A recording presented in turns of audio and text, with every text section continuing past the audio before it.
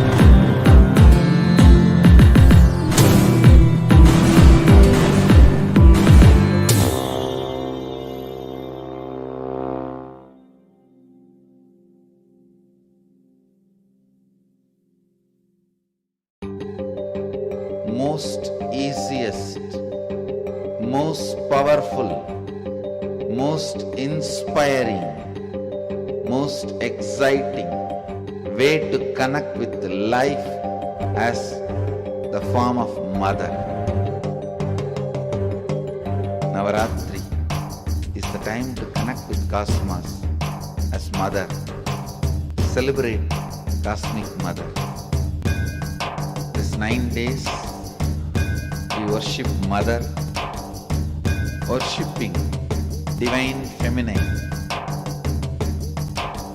Yadumadinindrai Kali, Om Kali, Om Shakti, Om Kali, Om Shakti, Om Shakti, Om Shakti, Om Shakti.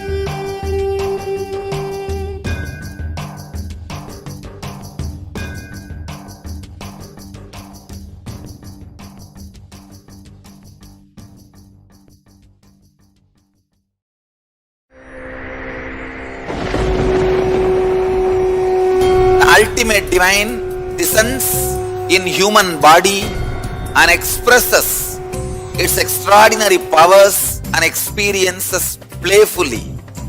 Sundareshwara is the embodiment of this statement. He is not Shiva as you understand, sitting in the Himalayas, frozen in the ice, in Samadhi. Sundareshwara is an artist with tremendous heart, ready to listen to human sufferings, ready to bend for human emotions. The one and only thing you need to obtain His grace is simple feeling connection. That's all. He bends for anybody, to any level. Even the word compassion is too small. He is still available. Even now, He is there. He assumes human body and relates with you, answers you, responds to you, raises you.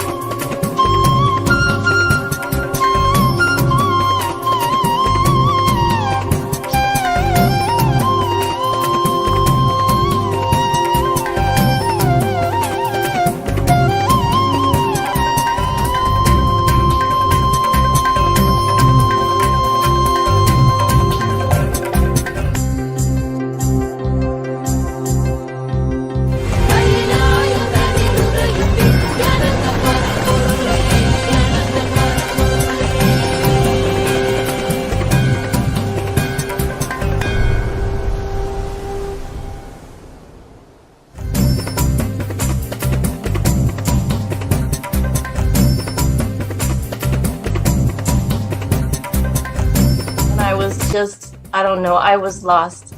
And then he was done speaking, and I mean, just tears just started pouring out of my face. I'm just like, ugh, I don't know what just happened. It was just like unbelievable, just unbelievable. I was just, oh, I'm shaking now just remembering it. Like I don't know what shifts inside you. It's just literally felt the strong initiation happening at that time when Swamiji blessed. I don't know, it just puts you in some different world altogether, and suddenly everything seems possible. Everything seems, oh, like that impossibilities in that 1 second, fraction of a second, that impossibility drops from you. And you just, everything seems possible, that you get into that space of possibility. And I think, that is the greatest, dropping the impossibilities is really, and something changes in you, something shifts in you. You can physically feel the change. And the energy that is generated, it really, it's phenomenal.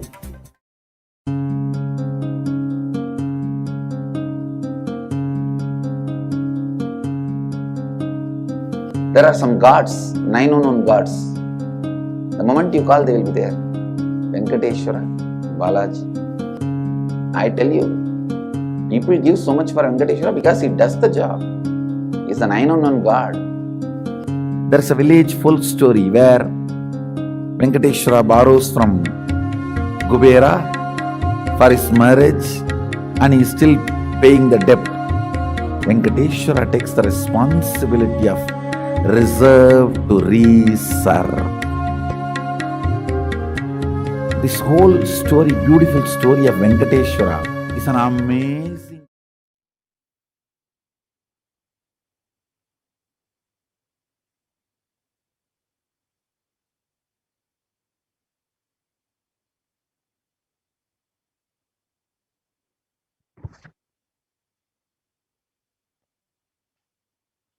Nityanandam Paramasukadam Kevalam Jnanamurtim Dvandvatītam Gaganasadisham Tattvamasyadilaksham Ekam Nityam Vimalamachalam Sarvadi Sakshibhutam Bhavatītam Trigunarahitam Sadgurum Tam Namah.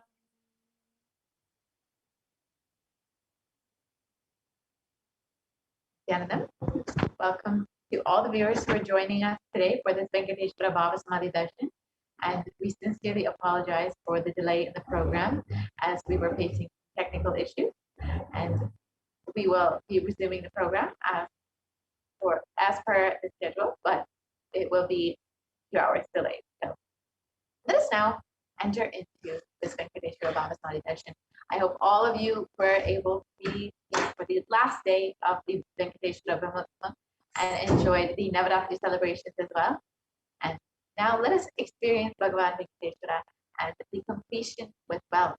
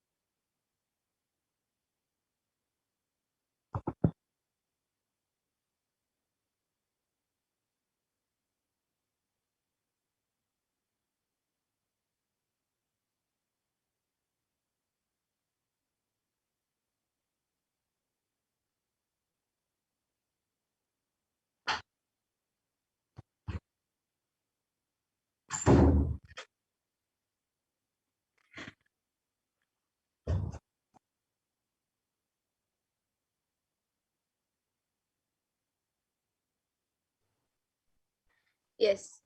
So let us first see a verse from the Malini Tantra, which explains about this science of the Bhavasamadhi darshan.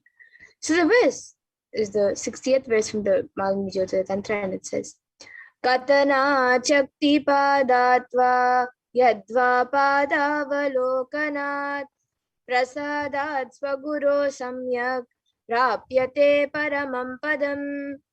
And the translation for this verse is, by the enlightening teachings of the Guru, Katana, by the Shaktipada, the graceful transmission of the spiritual powers from the Guru, by looking at the sacred feet of the Guru, or by complete loving favors of the Guru Prasad, the ultimate goal and space, Paramam Padam, is attained.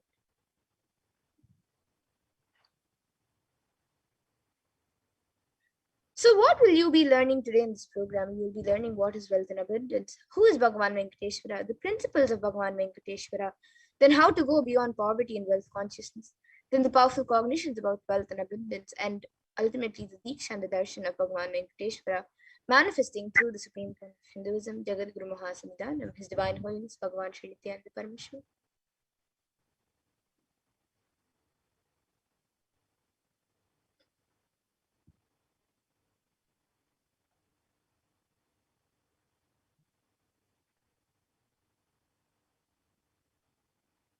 Yes, we can go to the next one. So what you will be learning a few powerful cognitions today. So the powerful cognitions that you will be learning is about the sacred science of Bhavasamadhi darshan. You will be learning about Bhagavan Venkateshwara, the powerful cognitions about wealth and abundance. You will be learning what is blocking your wealth and how to manifest wealth and abundance.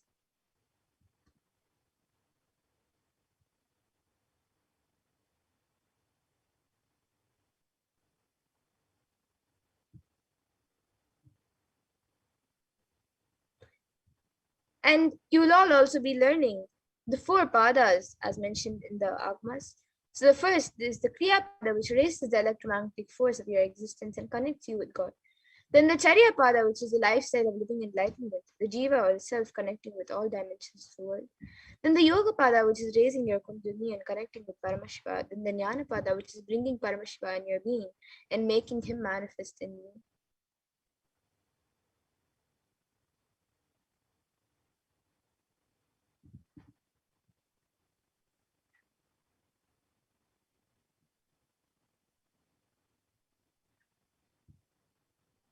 So how will you achieve this? You will achieve this by internalizing, by listening, by internalizing, by manifesting powerful cognitions, and ultimately by receiving the darshan and diksha of Bhagavan Venkateshwara, manifesting through the Supreme Pontiff of Hinduism.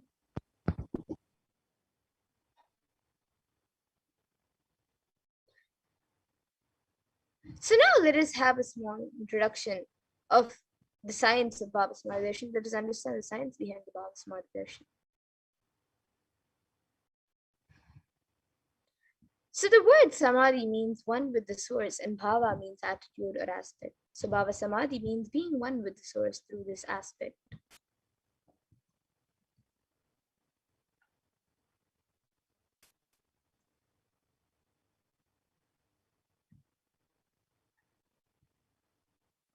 And the aspect, the bhava you choose to that bhava, being one with the source, samadhi is bhava samadhi.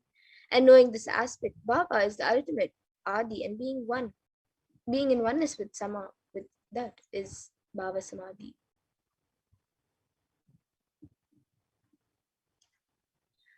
And a few fundamental understandings that all of us need to have about the science of Bhavasamadhi darshan is that divine cosmic beings are real. They manifest from Kailasa, the enlightened time-space zone, through deities and incarnations. And the divine cosmic beings manifest through Archavataras, deities and temples, and through Bhavasamadhi darshans in Nijavataras, incarnations.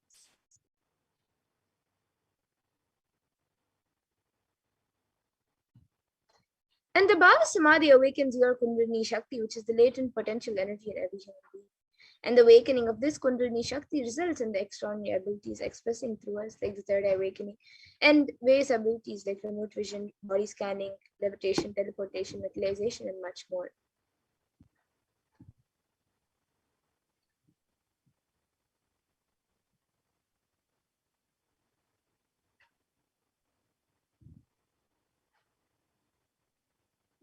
And this influx of superconscious energy visibly slows down the aging process and improves immunity to disease. And with increasing levels of coherence, the whole brain comes alive, turning into a superconductor of conscious energies that heal, empower, and transform our lives.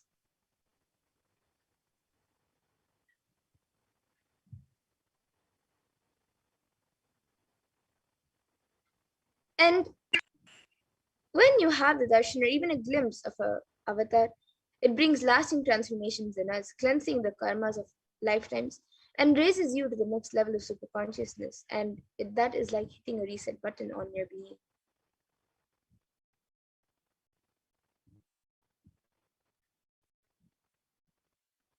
And during the Bhavasamadhi darshan, our neurons mirror that of the avatar as well.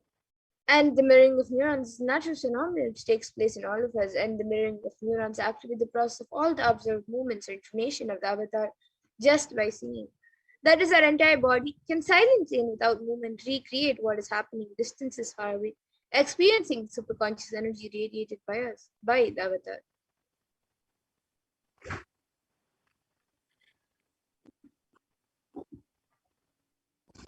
So now let us understand who is the Supreme Pontiff of Hinduism.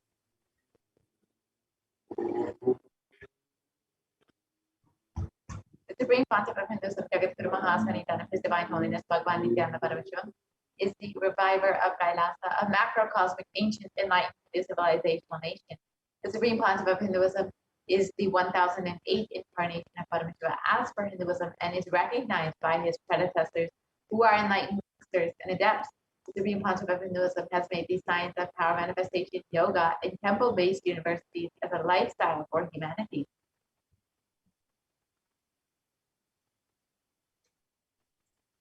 And the Supreme Pontiff of Hinduism is ordained as the 233rd Guru Mahasannidhanam of the Kanchi Kailasa Sarvapitham, the incumbent emperor of the Surya Vamsha Sarangi Samrajya, the present 293rd Jagadguru Mahasannidhanam of the Kailasa Shyamlapita Sarvapitham, and the present Mahamandaleshwar of the Mahanirvani Akada, which is the largest apex monastic order. And the Supreme Pontiff of Hinduism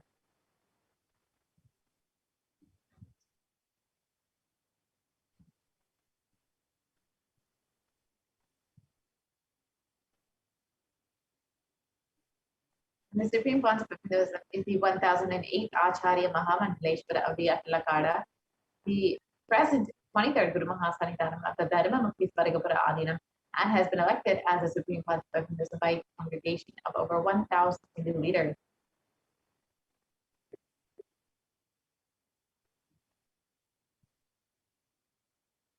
And the Supreme Pontiff of Hinduism is revered as a teacher of Hinduism, the most prolific, most viewed, read, and watched. He has authored 300 books and 10,000 articles in 3 different languages, which are English, Tamil, and Sanskrit. And these have been translated into 50 languages with over 1,000 titles. And over 20 million copies of books and articles have been sold, read, and downloaded. And over 10,000 hours of discourses have been given by the Supreme Pontiff of Hinduism to humanity, enriching and enriching over 1 billion lives digitally. And he is also respected as a commentator of all sacred scriptures such as Upanishads, Bhagavad-Gita, Shiva Sutras, Brahma Sutras, Yoga Sutras, Ashtavakra Gitas, Jain Sutras, and much more.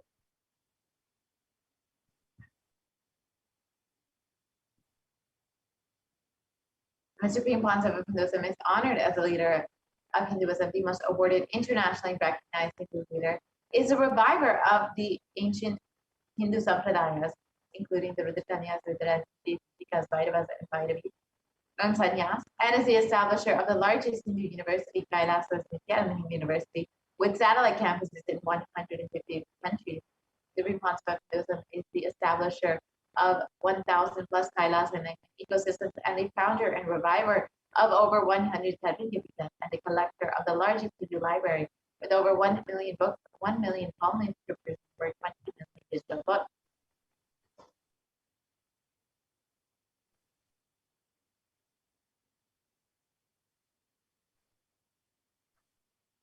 So now, let us get into the next segment of this program where all of us will be learning and seeing the live demonstration, the manifestation of extraordinary Shaktis.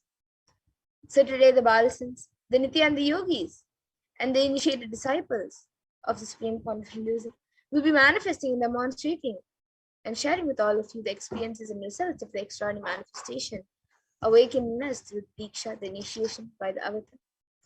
And in today's Bhavasamadhi Darshan, all of you will also be receiving the initiation into these extraordinary Shaktis, the divine powers, with the grace and blessings of the Supreme Pontiff of Hinduism. So all of you will be manifesting the following powers of third eye, which is seeing with eyes blindfolded, and powers such as body scanning, remote vision, and much more. And for those of you who might be wondering where the third eye is located and how the third eye works, the third eye is a cosmic browsing center located between the brows, which upon initiation, one can effortlessly express powers and see through the third eye, just as you would with your two eyes. Now let us learn more about what exactly are Shaktis, what is their source, and how they manifest. So in the Veda Agamas, the source scriptures of Hinduism, Paramashiva reveals in elaborate detail that every human being is hardwired to be able to manifest 463 plus extraordinary Shaktis. And the manifestation of Shaktis is described by Paramashiva as a system, a method, and a science for human beings to explore the various possibilities and experience the various levels of consciousness. And the Supreme Pontiff of Hinduism beautifully says that these Shaktis don't manifest from the cognition that you are a man and you reach the divine, but from the fundamental cognition that you are the divine and you need to manifest the divine.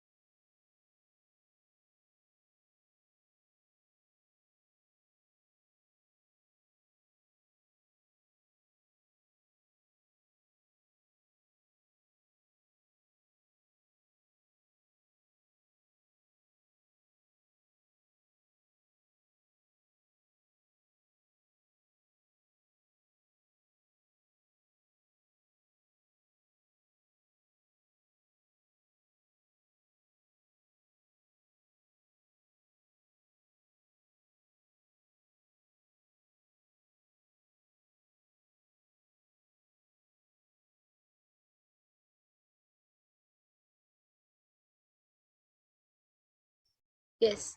So many of us might have heard the term siddhis as a very common term used for any type of extraordinary manifestation. And you might be wondering that Shaktis and Siddhis are the same, but they are actually not the same. So the difference between Shaktis and Siddhis are that Shaktis of Paramashiva manifest from the initiation by the avatar, and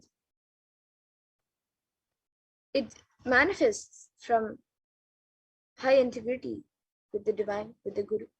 And Siddhis are powers that manifest from tapas or penance for enlightenment or on the path of enlightenment. And the Shaktis of Paramashiva manifest through ordinary human beings in an extraordinary way after the initiation by the avatar.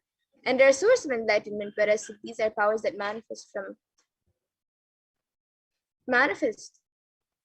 Siddhis are not permanent and they may divert you from your enlightenment.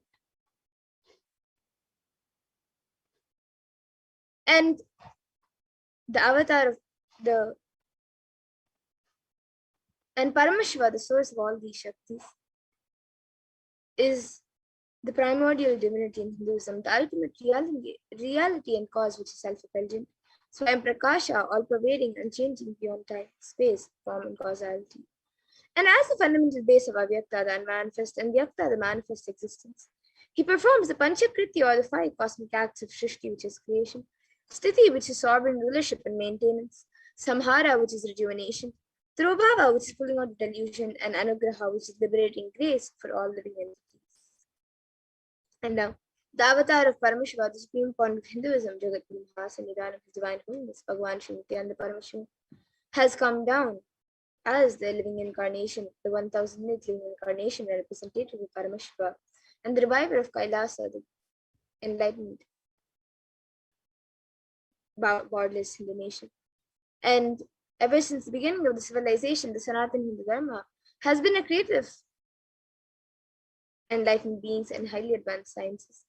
And it was where the science of enlightenment and power manifestation was lived and taught as a lifestyle. And for the first time in modern day, the Supreme Pontiff of Hinduism is reviving these yogic sciences and transmitting it to the world at a record-breaking pace which is never accomplished before. And all of this knowledge and this science,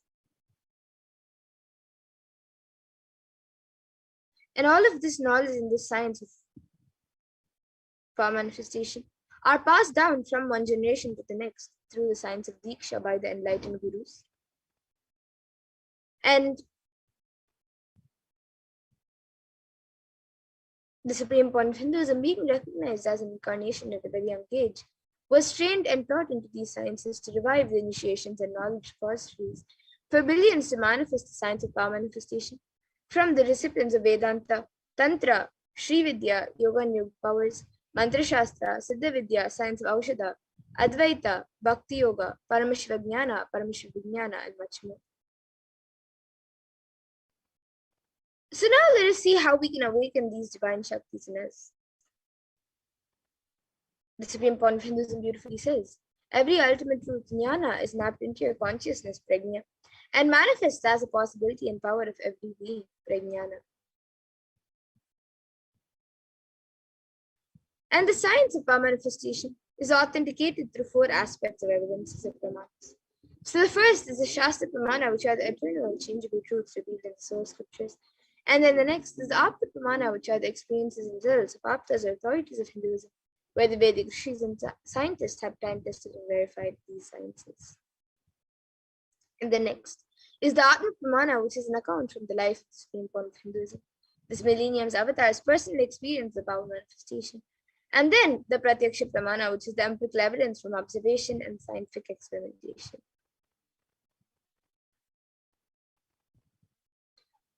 And now let us see what exactly the Vedas and Agmas are. The Vedas are the ultimate superior authority for Hindus and are pure science where the ultimate truths are explained. And the Agmas are the scriptures where the applied technology and the applied sciences are expanded. The Vedas and Agmas, the Veda Agamas, are given the status of Shruti as they are directly revealed by Paramashiva.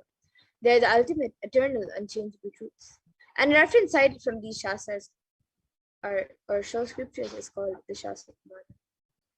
So now let us get ready to witness a very unique and very exciting demonstration of the powers of third eye after we go through the Pramanas for this power.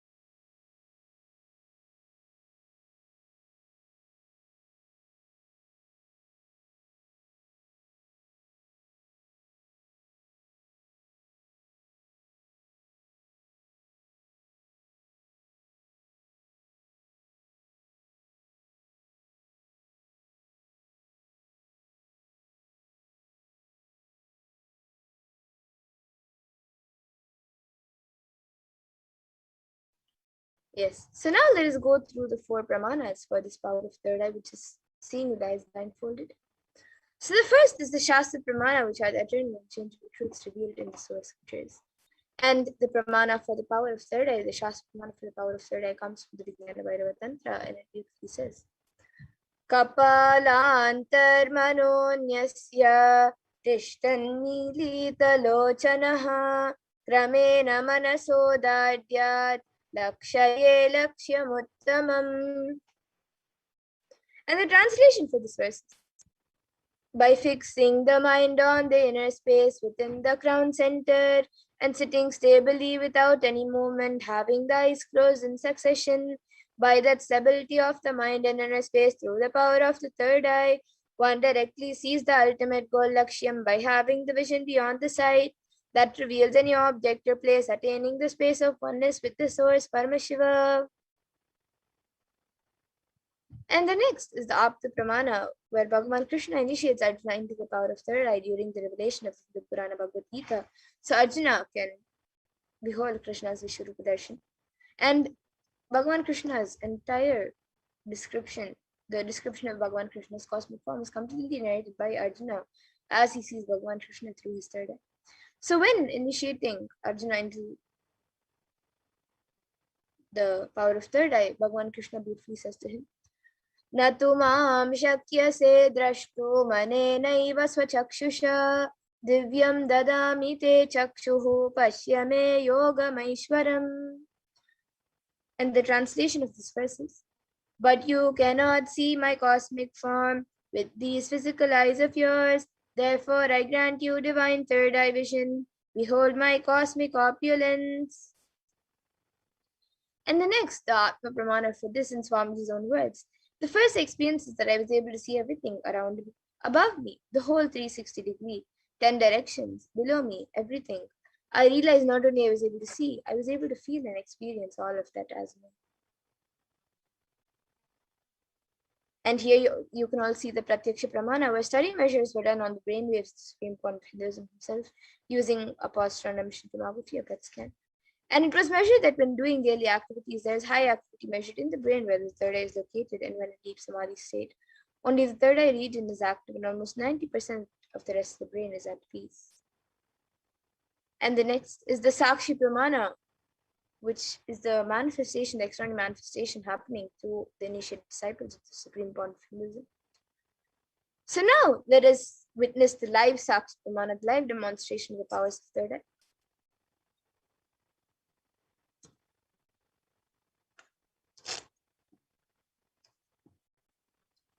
So here with me, I have this eye band, which in front is a thick opaque plastic sheet. And in the back, there's thick black sponge, which will not allow any type of light to enter. And into these 2 holes over here, my eyes will sit into, and into these 2 sockets. And it will also be covering the bridge of the nose.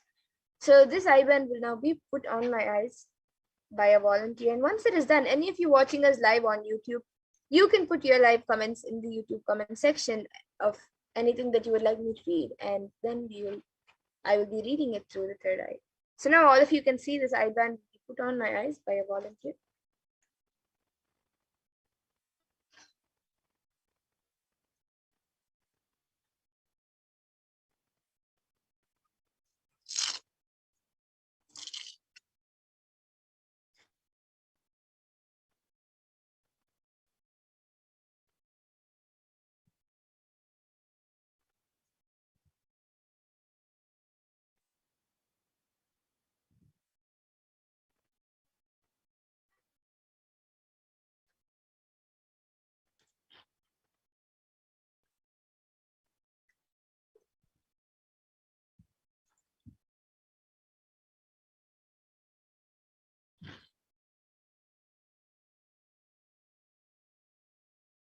Yes, you can center.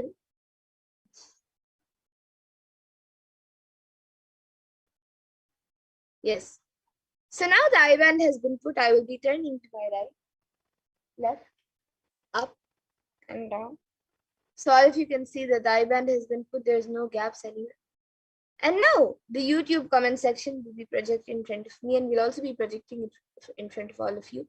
And any of you watching us right now, you can put your live comments in the the YouTube comment section of anything that you would like me to read. It can be a sequence of emojis, numbers, letters, words, sentences, random sentences, different languages.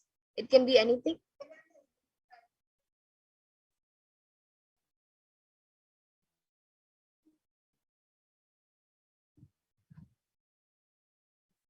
Yes, so we have one comment from Kerala Torkler, who has put, I am the favorite inheritor of the cosmos. Yes, and I think this is the translation of the Sanskrit phrase Brahmanya Mahaputrata.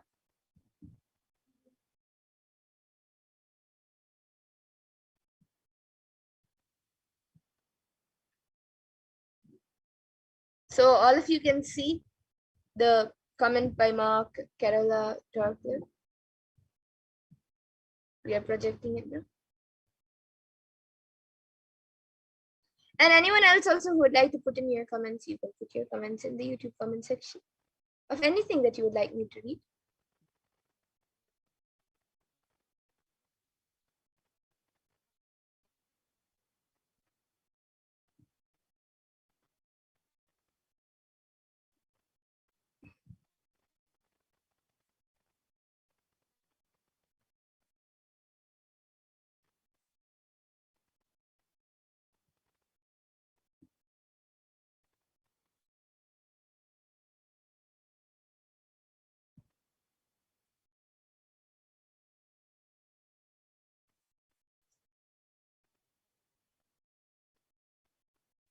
Yes.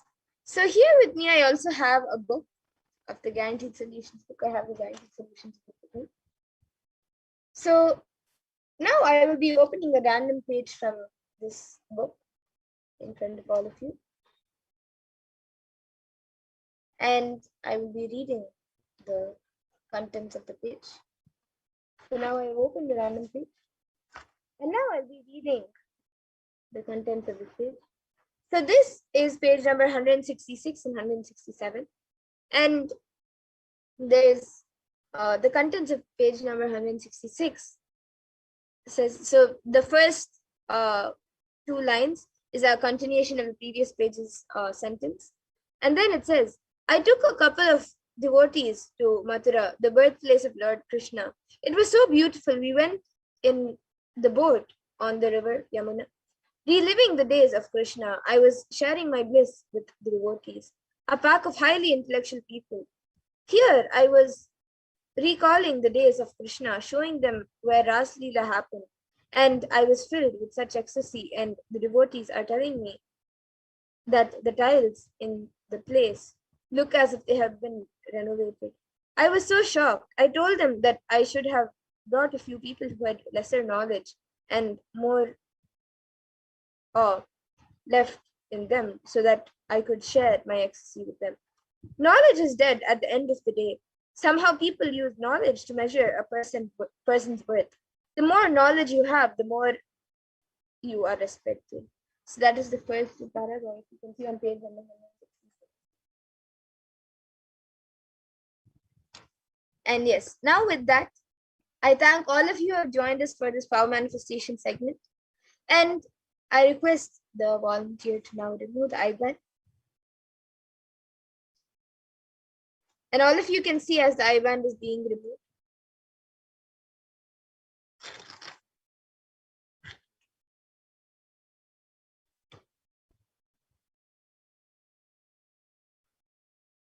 Yes, so all of you can see the IBAN. There's nothing added or nothing removed from it. And now we will be getting into the next segment of this program where all of us will be learning more about Bhagavan Venkateshwara. Once again, I thank all of you who have joined us for the Power Manifestation segment. And please stay tuned for the further segments where all of us will continue to learn about Bhagavan Venkateshwara as we get ready for the Venkateshwara Bhavasamadhi Darshan.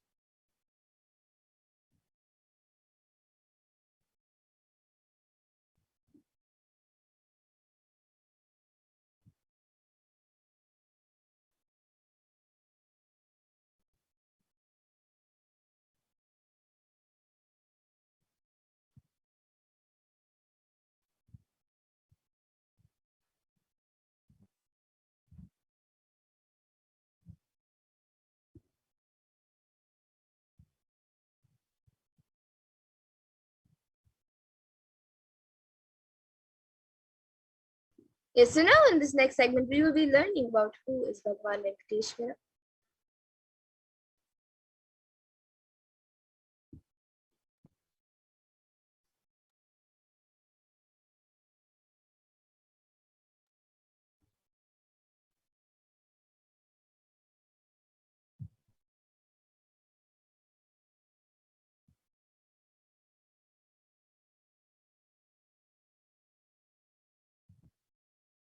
Yes, so now let us learn more about Bhagavan Venkateshwara and who is Bhagavan Venkateshwara.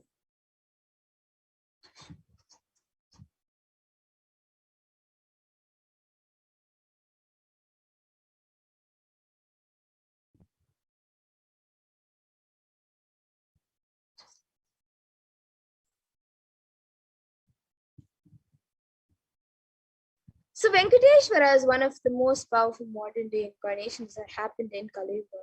Mahavishnu came down as Sheshadri and Bhudevi took birth as Padmavati, and they got married and stayed in planet Earth with the beautiful body at least for 200 years and created a beautiful kingdom, blessing the devotees with wealth, health, and all the auspicious things.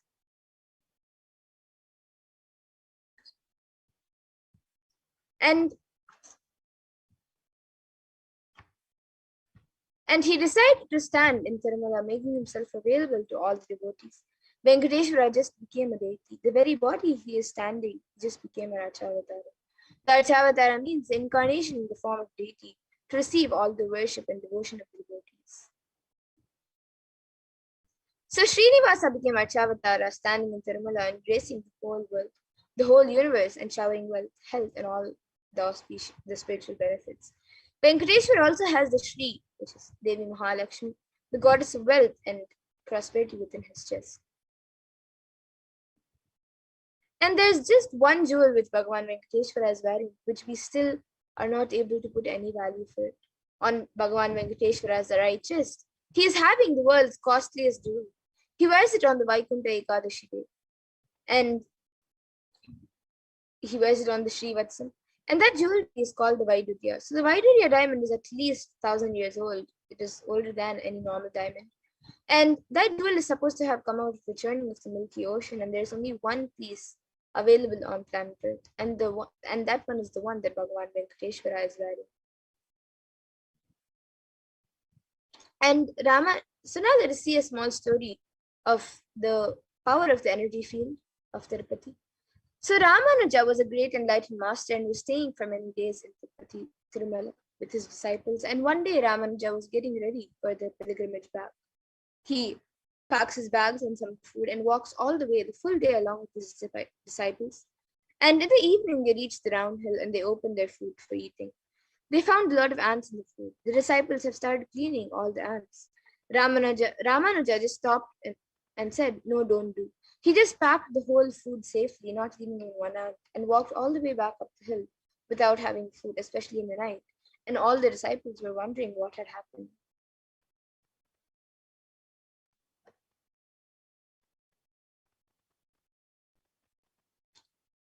And after going to the top of the hill again, Ramanuja opened the food and said, "Now leave the ants here, because we don't know how many Janmas, lifetimes they meditated and did punya to take birth in the presence of Tirumala, the energy field of Venkateshwara. We have no right to take them out of this energy field and leave them somewhere else. Even when masters become deities, siddhas comes to live around in their presence. When deities become masters, naturally all the siddhas, all the higher level beings come to live around them."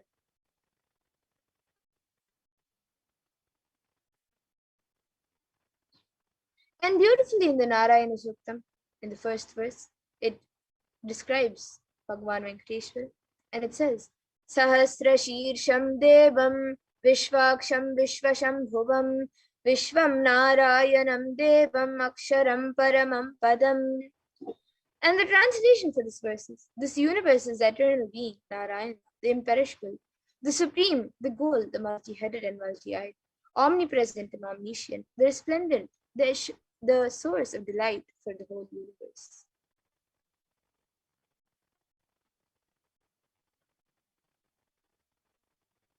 The Brahmanda Purana also contains that Sri Venkateshwara Sahasranama, the 1008 names of Bhagavan Venkateshwara, which occurs as the conversation between Sage Vasishta and Sage Narada, and also the Venkatesha Ashtottara Stotram, the 108 names of Bhagavan Sri Venkateshwara. And the verse goes. Yes, another verse from the Brahmanda Purana also says how in each yuga Bhagavan Venkateshwara, Bhagavan Vishnu takes form. So the verse says, Krite tu narasimho bhutretayam raghunandana dvapare vasudevascha kalo venkatanayaka. And the translation of this verse, in the Krita Yuga, Lord Narasimha, in the Treta Yuga, Lord Sri Rama, in the Dvapara Yuga, Lord Sri Krishna, and in the Kali Yuga, Lord Sri Venkateshwara are called the Pratyaksha Devam, the living deity.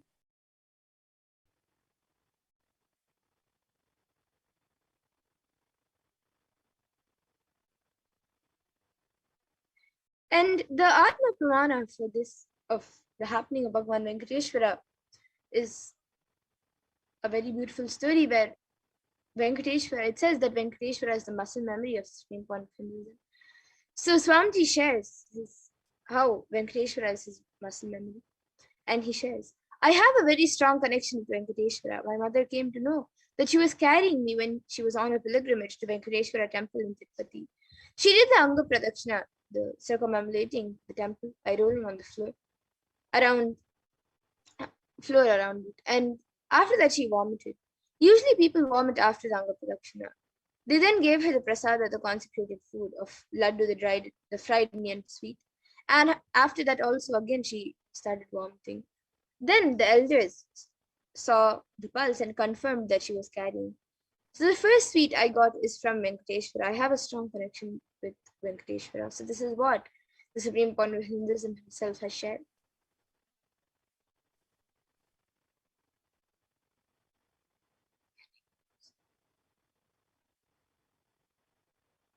And in the Vishnu Sahasranama, Parashruti verse 6, there is also a beautiful verse that speaks about the benefits of worshipping Bhagavan Venkateshwara. And it says, Yasha prapnoti vipulam yati pradanyameva cha achalam shriyamapnoti shreya prapnoti anuttamam.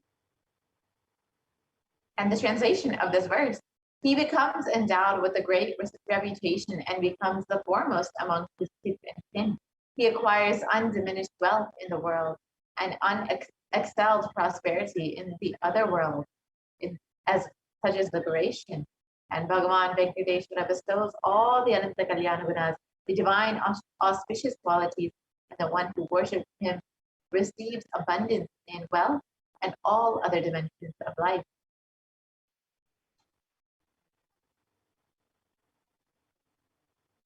And in today's darshan, Bhagavan Venkateshwara would be manifesting through the Nijavatara, the 1008th living incarnation of Paramashiva, Supreme Pontiff of Hinduism, Jagat Guru Mahasannidhananda, His Divine Holiness Bhagavan Sri Nityananda Paramashivam.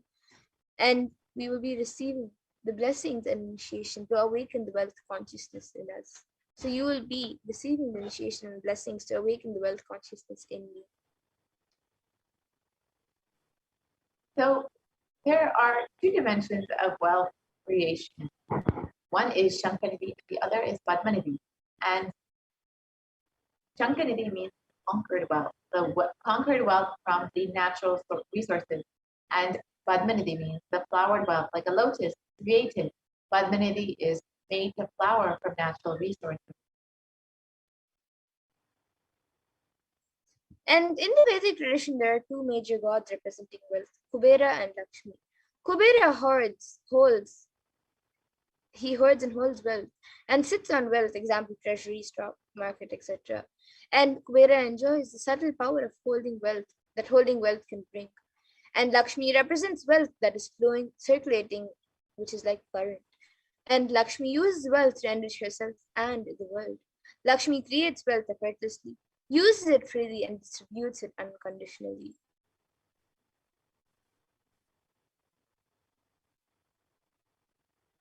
Let us understand wealth creation the Hindu way.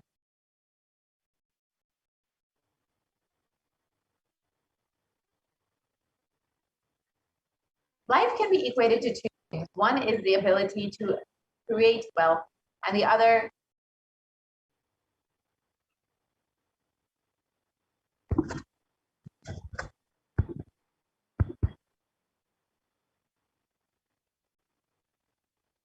So everybody wants wealth, but they do not increase the life in them to the level they wanted.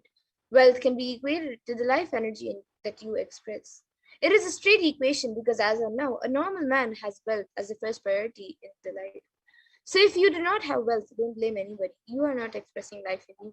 Life energy is not happening in you.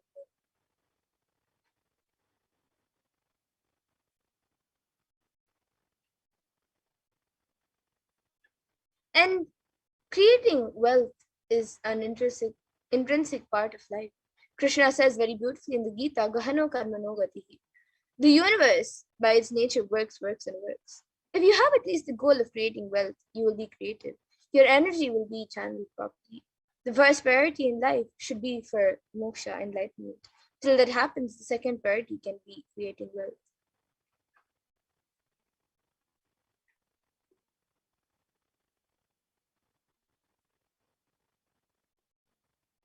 And creating wealth makes you non-violent because your whole energy becomes creative. Creating wealth brings tremendous interest in life and non-violence.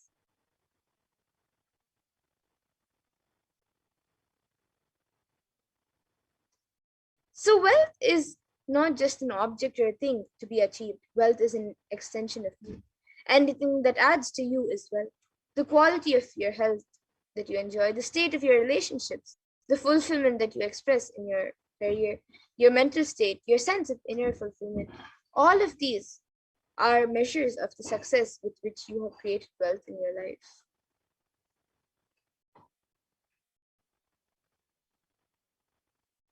So wealth is not even just money or currency.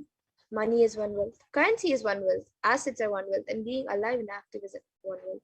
So all the four put together is wealth: money, currency, assets, and being active.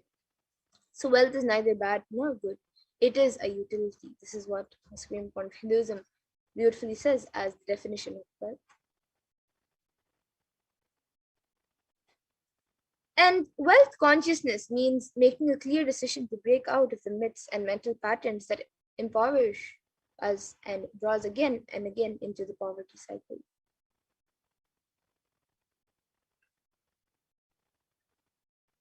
So you don't manifest your desire, you manifest your cognition. So what you cognize and perceive, you manifest that as a reality.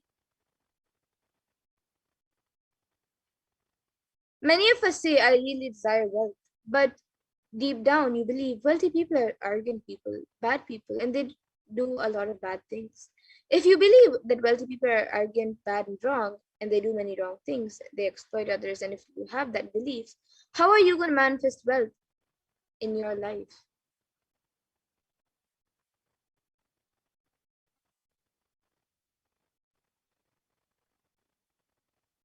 So your perception is the material out of which your reality is made. If you desire wealth, but you believe, perceive, and cognize that wealthy people are bad or wealth is too much responsibility, naturally you will not manifest wealth in your life. The gap between your desire and your perception is called the mental patterns.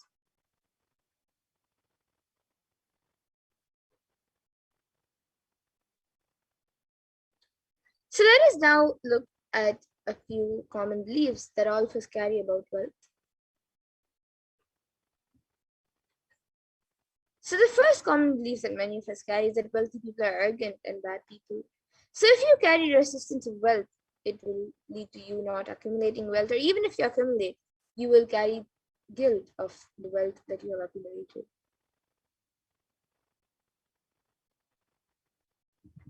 But the truth is that arrogance does not come by wealth.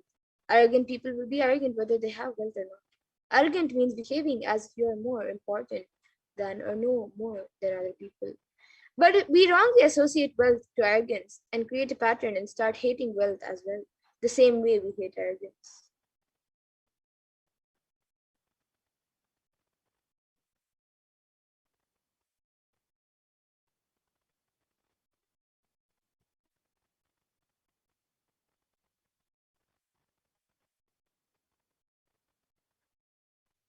And another common belief that all of us have, which many people have, is that poverty is good.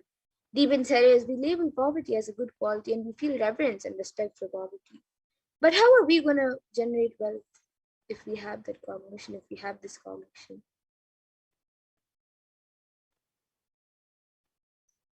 And another common belief is that handling wealth is more responsibility. But the truth is that we may feel uncomfortable. Whatever I want, I will not get it. You might have that cognition.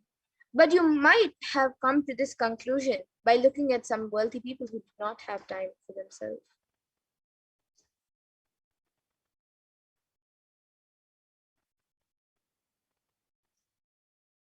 So now let us look at a few more inadequate beliefs on wealth. So many people believe that making money is a sin, but the truth is that you can create as much wealth as you can, celebrate it, share it, and the wealth consciousness is high creativity with high responsibility. And another believes that wealthy people work smart, not hard. Swamiji says, don't be too lazy to bend your body and mind to realize your dreams. Read the stories of any famous millionaire today, and you will see that wealth does not come from a genie in a bottle.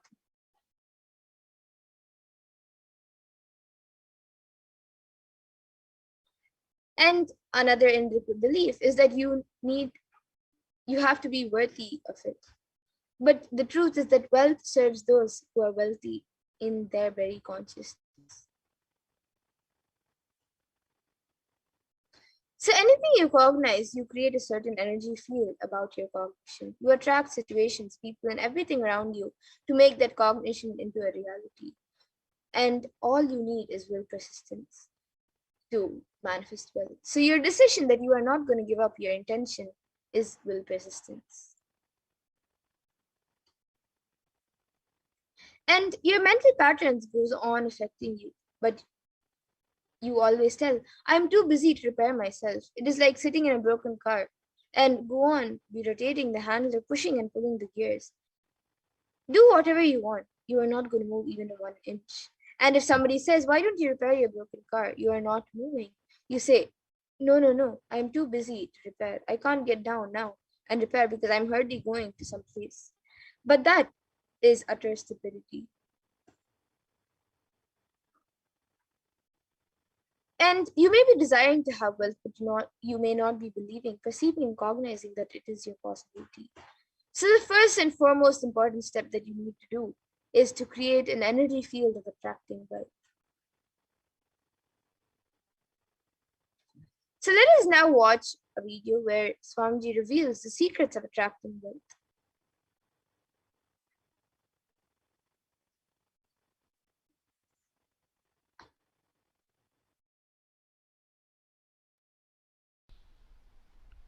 The first step we need to do, Hi.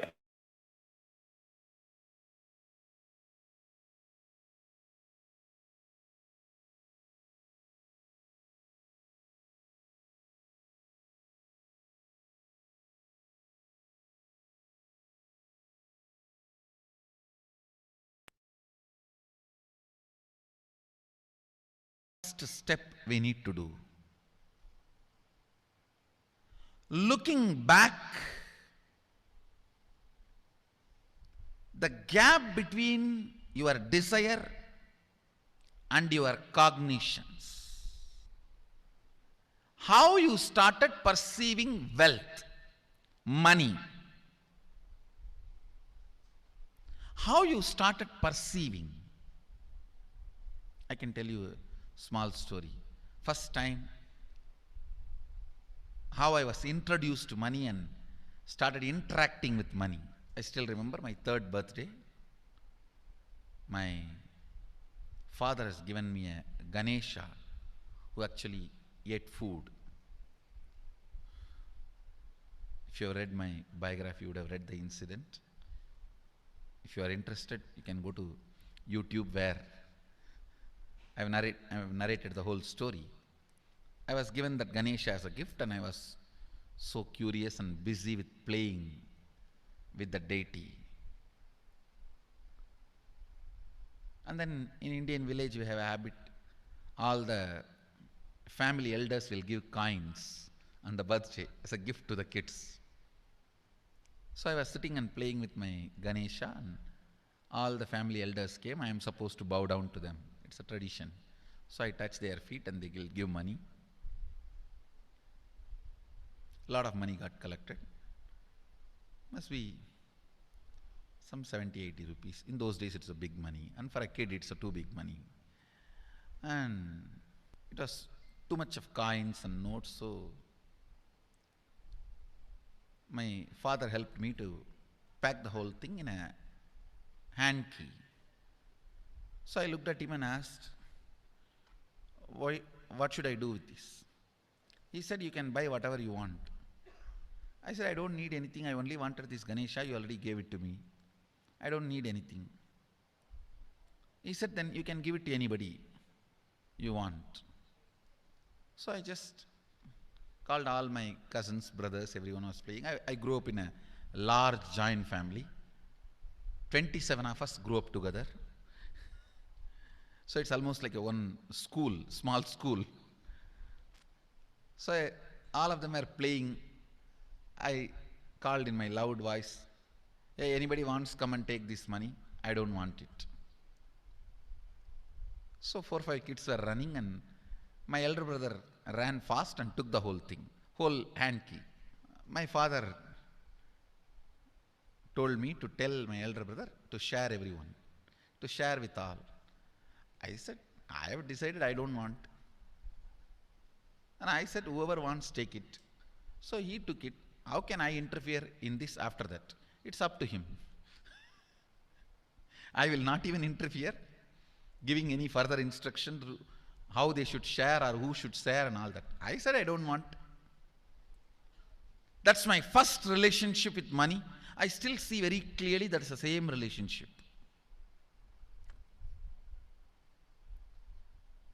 Still, I don't touch money. I don't handle. Never felt the need. Anyhow, I am not saying this should be your pattern or this should be your... I am just giving you an example how I started relating with. So now dig out how you started relating with money. That was actually my completion with money. I touched first time money only to give dana. Still I am doing the same thing. Still I touch money only to give dana. How you cognized money, wealth, what all your perceptions and beliefs and cognitions about money. Let's dig out. Let's get them out first. The moment you remember money, does it bring tremendous pain, suffering, impossibility, all that in you? What is the emotion or energy it invokes in you?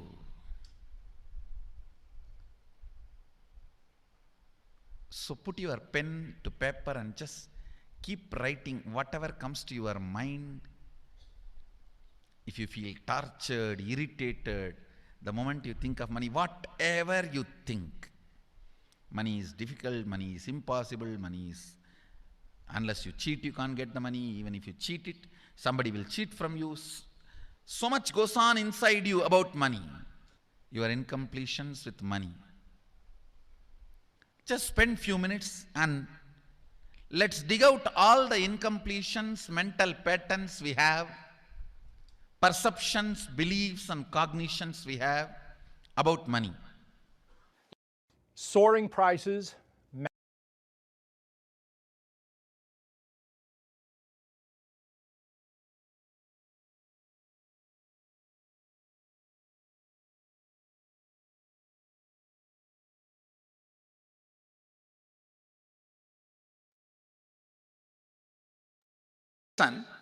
The first step we need to do now, cleaning up completing these mental thought patterns, the incompletion patterns related to wealth, and stopping them from recurring. Please understand, biggest problem is when you do not recognize something as a pattern, it continues to exist in you and recur. Please understand. Recurring, for example, today you remember, yes, I have a lot of incompletions and patterns. Incompletion means, let me define.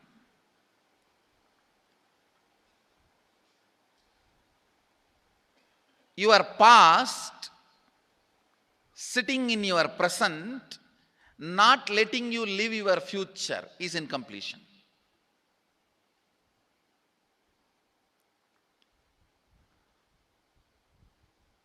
It has no logic. Because you lost love of somebody, you decide never to love again. It has no logic.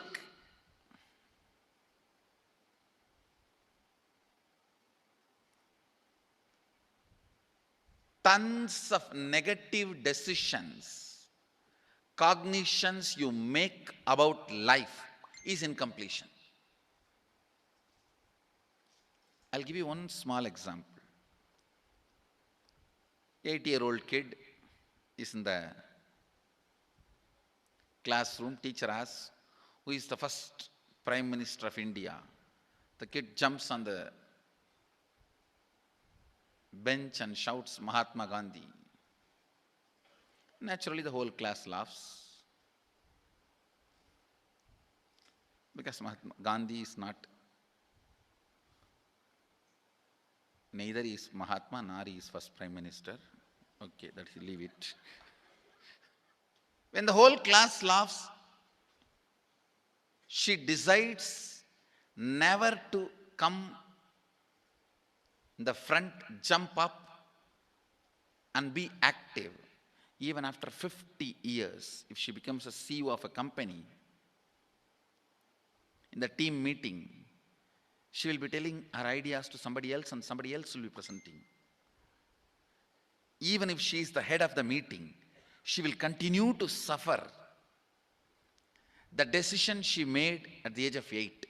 How many of you see this is happening even in your life in some form? That is what I call incompletion.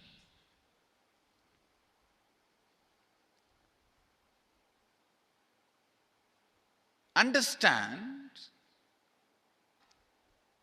there is a very powerful science by Sadashiva in Agama. Sadashiva is the first Guru, Adi Guru. He explains in Agama, of course, the moment I utter this word,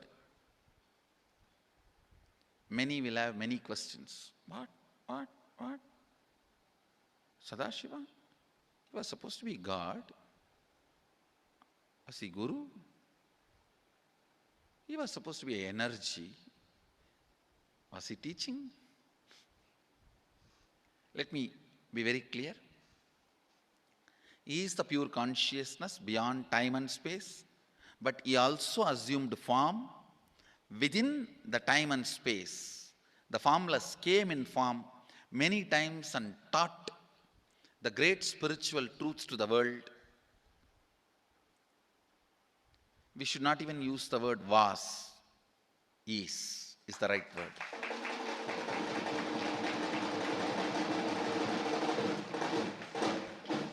He gives a beautiful science of completing with this incompletion patterns, known, unknown.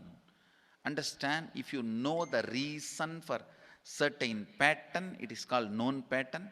If you don't know, it is unknown pattern. Sometimes you will have a heaviness, suffocation, but you don't even know why. That is unknown pattern. Sometimes you know why you are going through what you are going through. That is known pattern. Known or unknown, you can complete. You can be out of it. It is possible. It is possible. I'll explain the science of completion. Understand, this one technique can help you whether you want to get rid of your headache or your whole ignorance and get into enlightenment. Whether you want as simple as healing your headache or as complicated as enlightenment. Anything, this one technique can give you. This one technique, it is a complete end-to-end, alpha to omega.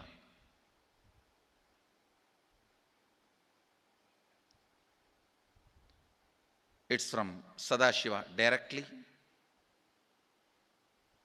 In the Agama, 94th verse, 22nd technique. The chapter is called Shivajnanopanishad and also called as Vijnana Bhairava.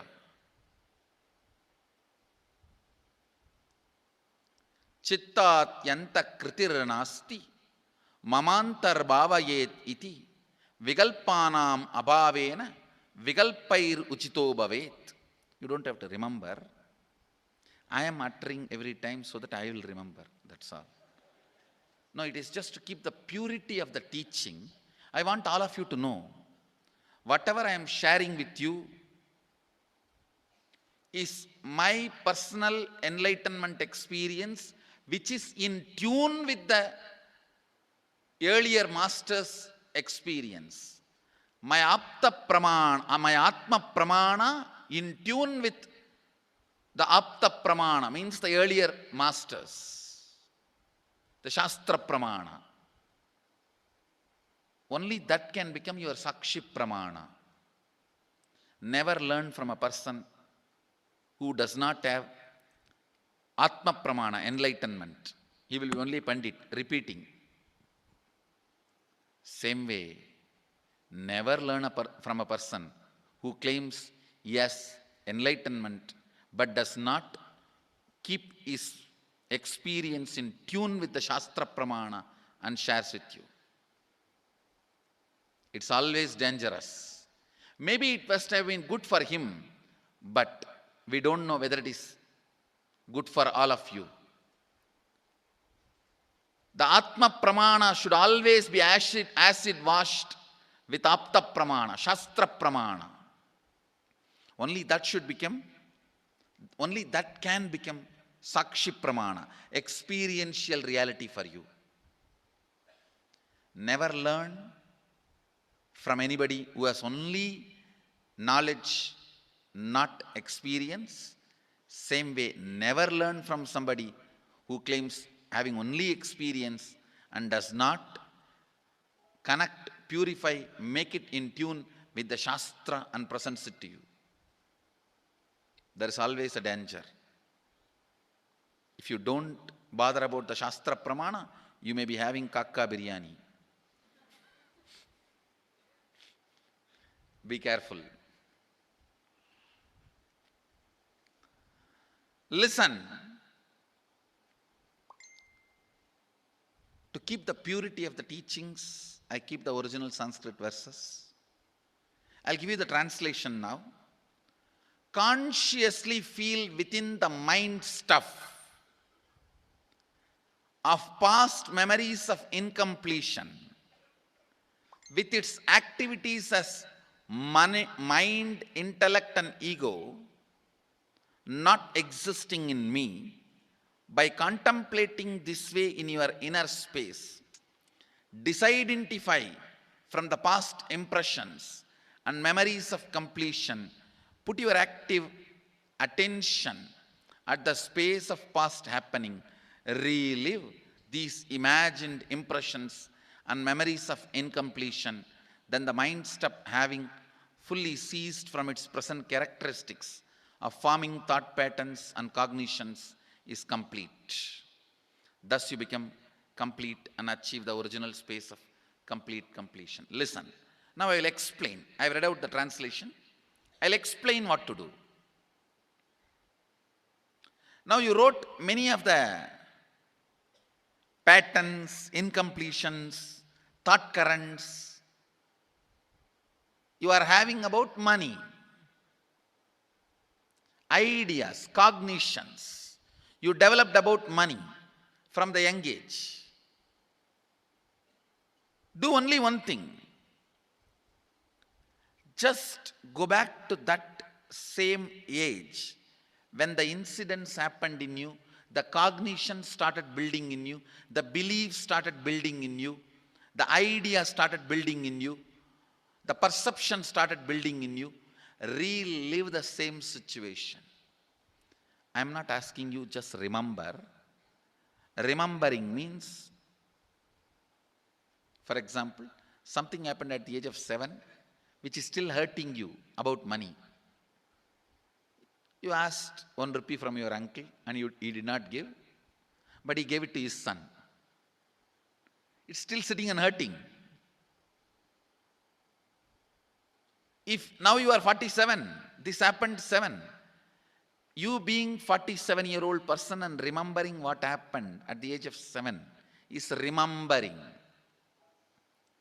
Forget you are 47. Forget who you are now. You may be having millions. Just become that 7-year-old who asked and did not receive. For you that 1 rupee must have been almost life. I have seen people, they develop even wheezing when they were not given as simple as a chocolate or an ice cream by their friend or family or brother. I have seen. Because for a child, it may be life. Just go back, forget who you are now. Become that person. When that incident happened, relive. Just see what has happened at that time. You will see many of the unknown, suppressed emotions will break. And I tell you, many diseases will be healed. I have seen people walking out of tumors, cancers, asthma, wheezing, just by completion. Because many of your diseases have their roots in some of the incompletions of the past. When you relive, many pain parts in you breaks. Pain bodies collapse. The pain patterns melt down, which completes many other issues which you don't even remember. I have seen when people do completion, to complete the wealth-related incompletions, suddenly they get into health, because the same incompletions which created wealth issues only were creating health issues. When they melt down, people become free even from both. Listen carefully. I'll repeat once more. Now you would have written so many patterns, incompletions, thought currents, ideas, cognitions. Take few minutes. Go back to each incident, each pain, each hurting. Relive. Relive. Relive. Don't justify what happened. Don't try to console yourself. No consolation will work. No justification will work. Neither help others nor try to help yourself. Just relive. I've seen when somebody has tears, others try to console. No, relax. You are not more compassionate than me. Let me do that job. You don't interfere in my job. Let you just go through Even you don't try to console yourself, that is not going to work. If something has to break inside, let it break. It's okay. When you relive, the powerlessness, incompletion, loses power over you. I'll guide you step by step. And I commit with you, I'll lead you all to completion. And I know how to awaken, trigger the incompletions in you and break them, help you to relive and relive. I am supporting all of you. Have courage. Let's clean up.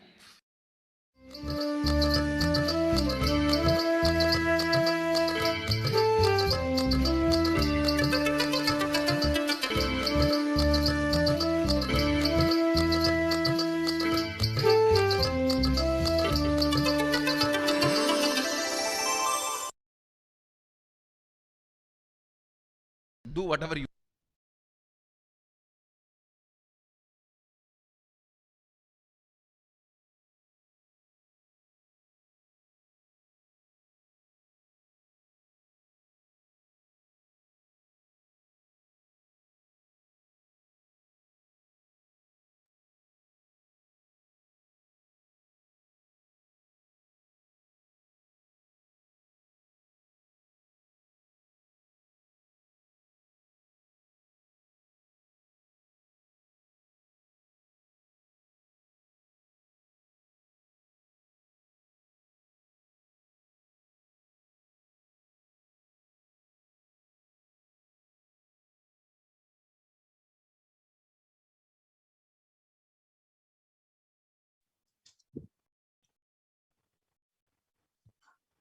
Yes. So now, with that, let us start creating a magnetic field. So the first step is to clean up all the incompletions and patterns that you carry about wealth and create a right space and a powerful magnetic energy center in you to attract wealth and situations and people that supports you in creating wealth like magnetic energy, like a magnetic energy for manifesting wealth the way you want.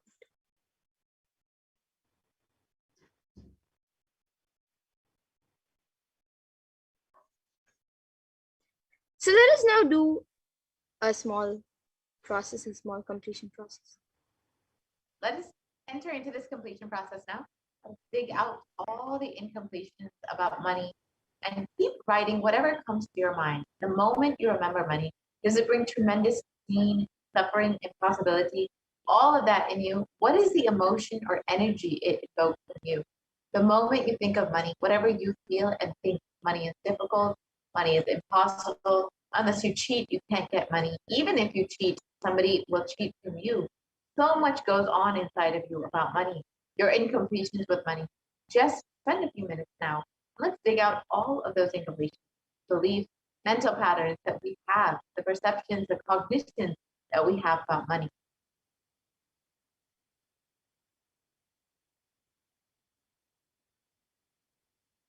So now let us spend the next few minutes just penning these ideas, incomplete cognition, perceptions, beliefs, wrong ideas that we carry about money down.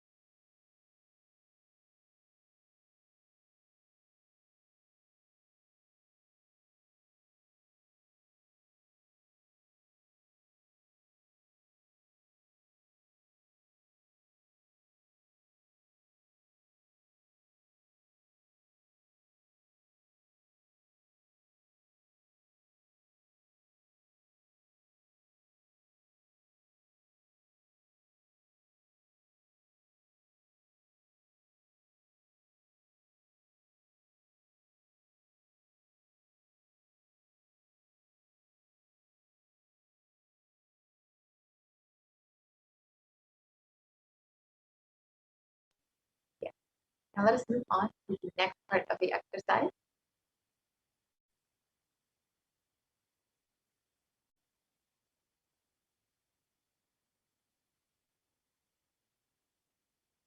We can continue on.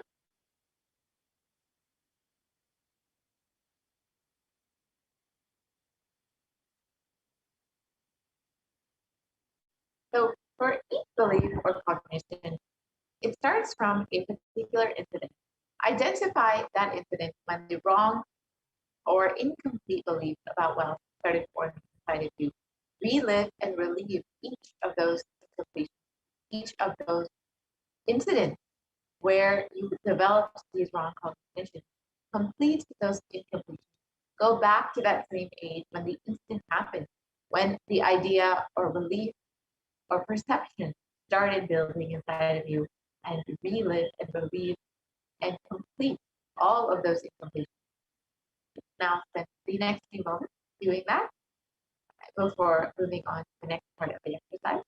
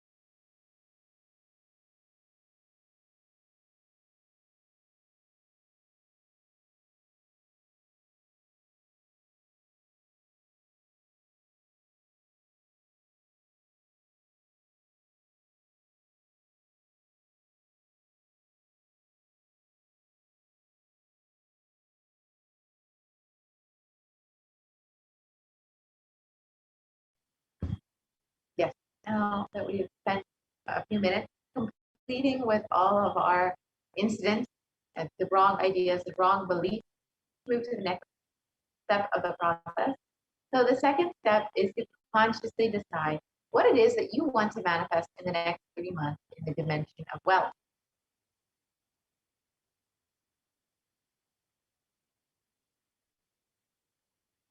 So write down clearly what it is, what is your intention? What is it that you want to manifest in the next 3 months in the field of wealth? Whatever you think as well. You may think more than money or currency as well. You may be thinking a person as a wealth for your life, or situations as wealth for your life. Or for some, being active. People feel even extraordinary power as their wealth. So whatever you consider as your wealth, whatever you want to manifest, attract in the next 3 months, please send those down now. So the next few minutes, we'll just send down whatever our intentions are and whatever we want to manifest within the next 3 months in the dimension of wealth.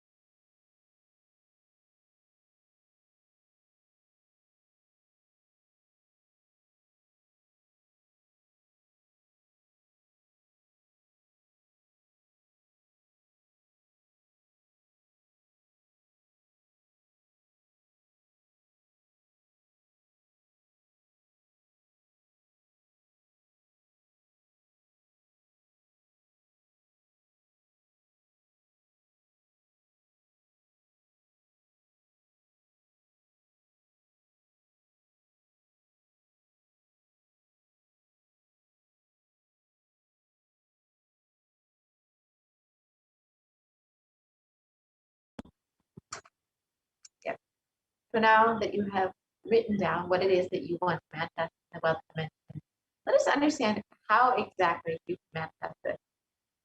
It is only through Guru's grace that you can manifest anything that you want in your life.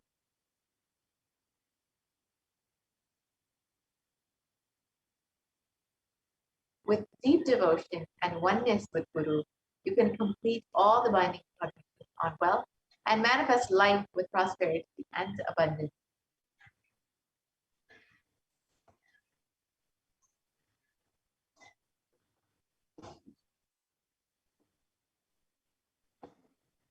And there's the Shastra Pramana for this comes from the Guru Gita, where Paramashiva himself describes and elaborates on the importance of the Guru. And now we will be seeing a few verses from the Guru Gita which explains the importance of Guru and the grace of the Guru. So let us now see the 23rd verse of the Guru Gita. Gukarastvandhakarascha Rukarasteja uchyate Ajnanagrasakam Brahma Gurureva na samshayaha.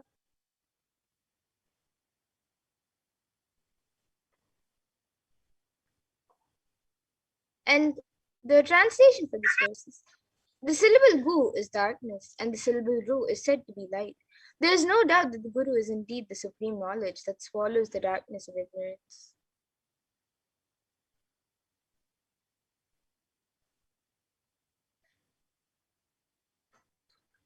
And the 18th verse of the Guru Gita also beautifully says, Guru Murtim Smare Nityam Guru Nama Sada Japet Guru Ragnya Prakurvita Guru Anyanna Bhavayet. And the translation for this verse is: always remember the Guru's form. Constantly repeat the divine name given by the Guru. Always follow the Guru's commands. Think of nothing other than the Guru.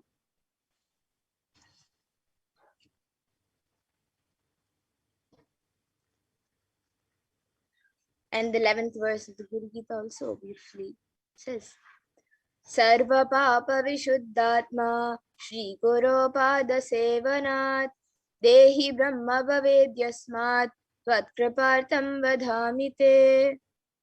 And the translation for this verse is: out of compassion for you, I shall tell you how the embodied soul becomes Brahman, having been purified of all the sins by serving the feet of Guru.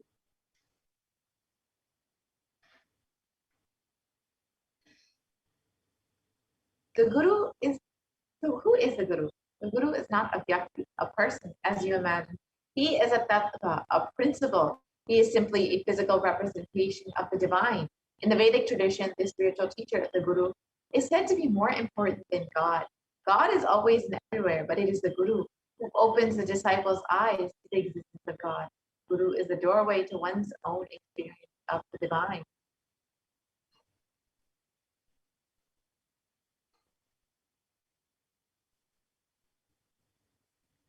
And Guru exists as embodiment, the manifest form of God, Paramashiva. And the God, Paramashiva, is the unmanifest form of Guru. God is the state of Guru, and Guru is the statement of God. Gurus are the manifest of Paramashiva, and Paramashiva is the unmanifest existence of Guru.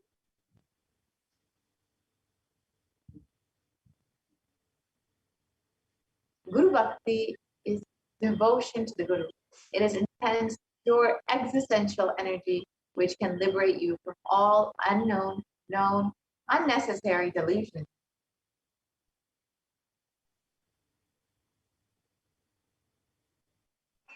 So now, special, exciting segment, the Venkateshwara readings, where you can ask your questions directly to Bhagavan Venkateshwara.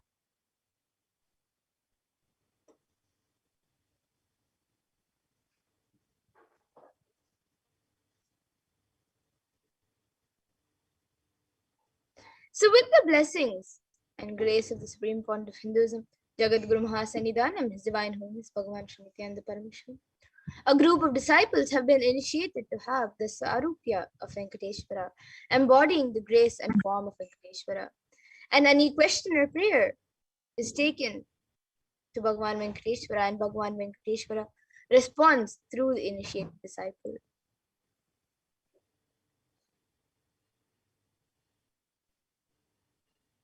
So you can visit tinyurl.com/deityreadings, that's DEITYREADINGS, to ask your questions and receive answers to your prayers from Bhagavan Venkateshwara himself. So you can take a few moments to go ahead and visit this link, tinyurl.com/deityreadings, and go ahead and ask your questions to Bhagavan Venkateshwara before we enter into the Venkateshwara reading.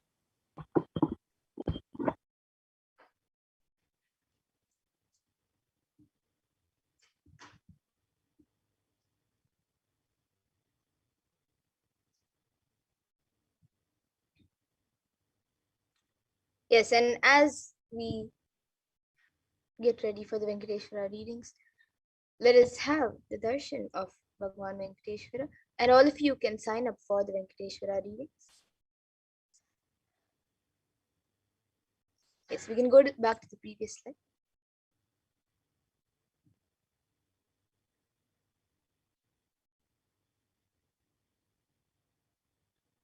So if you would like to offer your gratitude, and if you would like to ask your questions and prayers, Bhagavan Venkateshwara, as Mahapurna Priya said earlier, you can sign up in the link below.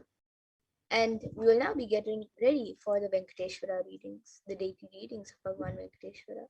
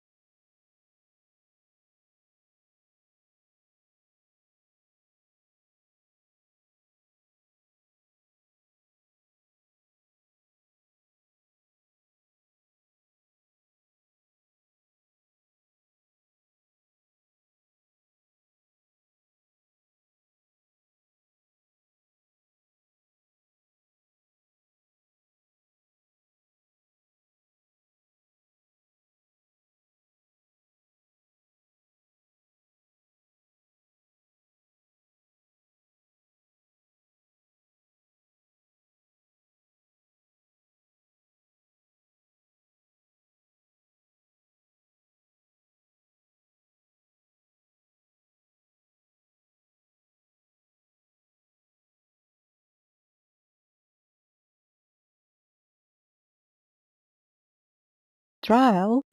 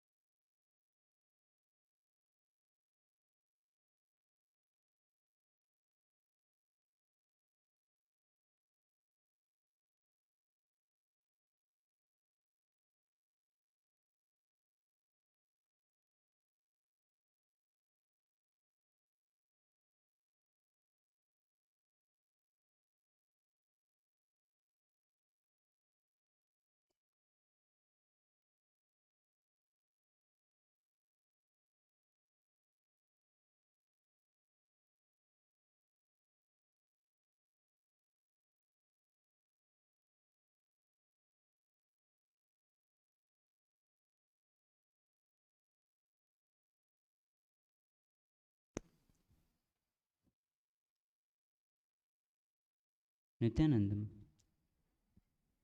we welcome you all with today's Venkateshwara readings.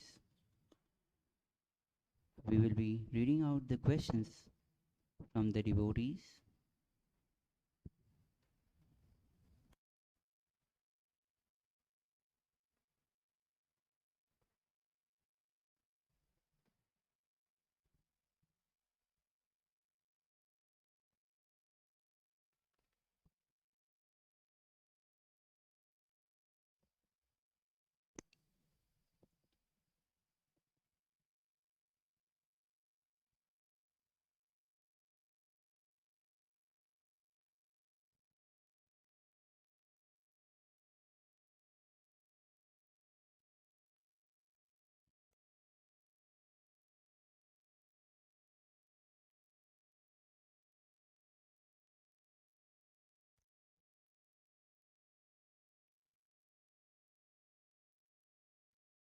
The first question is from E.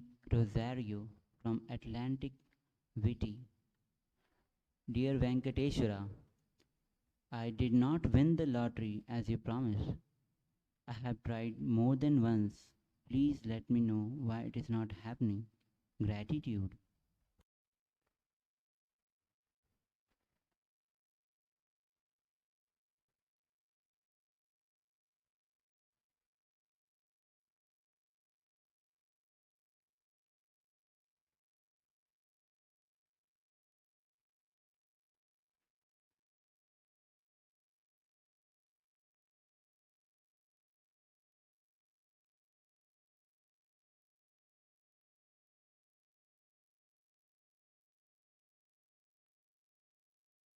Blessings of Venkateshwara.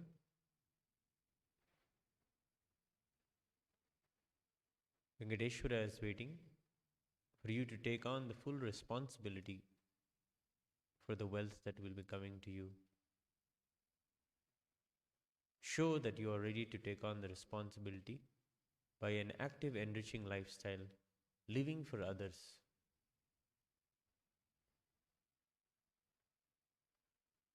Do this and then come again for the wealth. Blessings.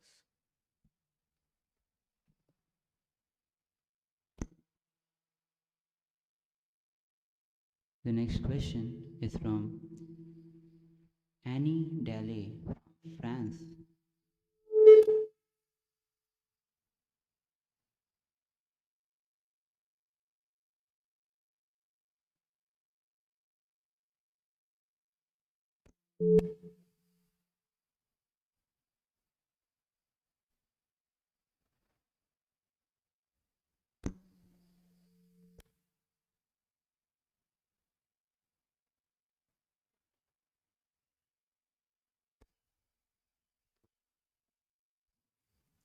Please remove my blockage from manifesting my home renovations and easier daily life and contribution to NHU.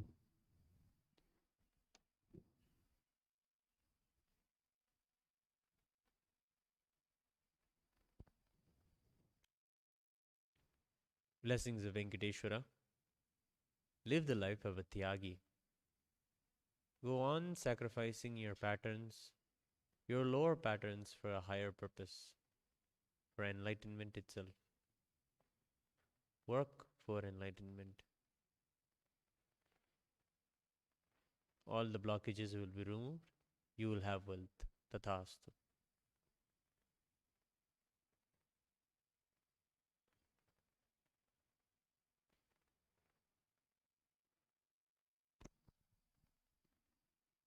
The next question is from Parmeshwari from Malaysia.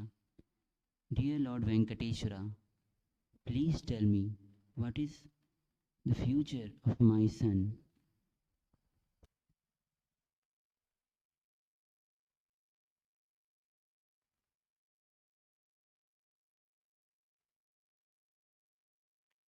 Blessings of Venkateshwara. Your son will have a very good future in Kailasa. Blessings. Tathastu.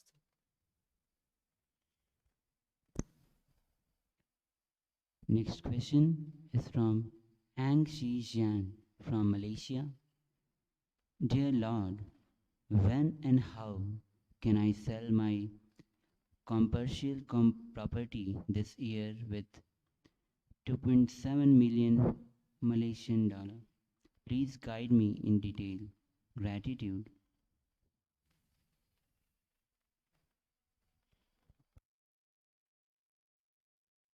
Blessings of Venkateshwara. Do a puja in the property, the Guru Puja. Physically go there and physically do the Guru Puja.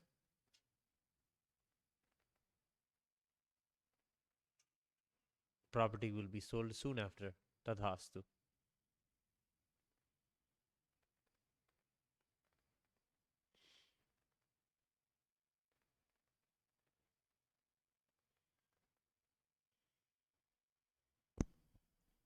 Next question is from Yoga Janana Rupini from Malaysia. Dear Lord, what should I invest in this period?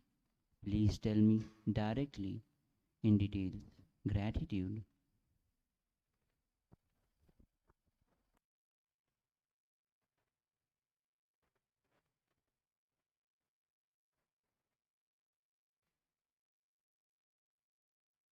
Tathastu. Go on enriching others and helping others to have completion. In doing so, you will forget and make all of your own patterns redundant. Do this. Tathastu.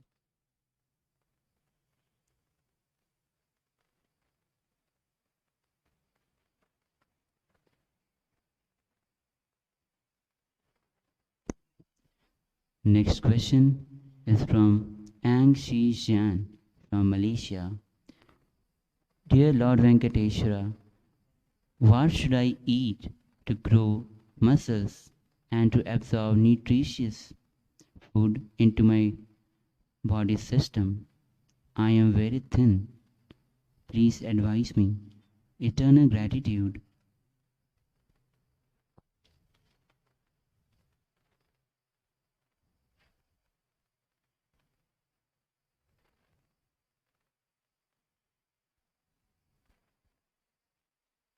Tathastu. Eat the organic ingredients. Do not eat anything that is not organic.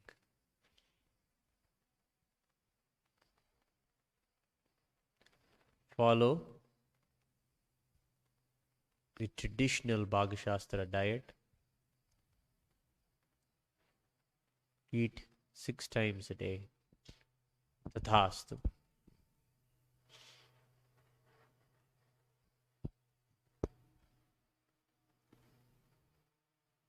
The next question is from Ananda Parameshwari from Netherlands. Pranam, Lord Venkateshwara. Let me manifest completion with wealth and radiate you. Please remove whatever incompletions I have towards wealth and currency. Thank you.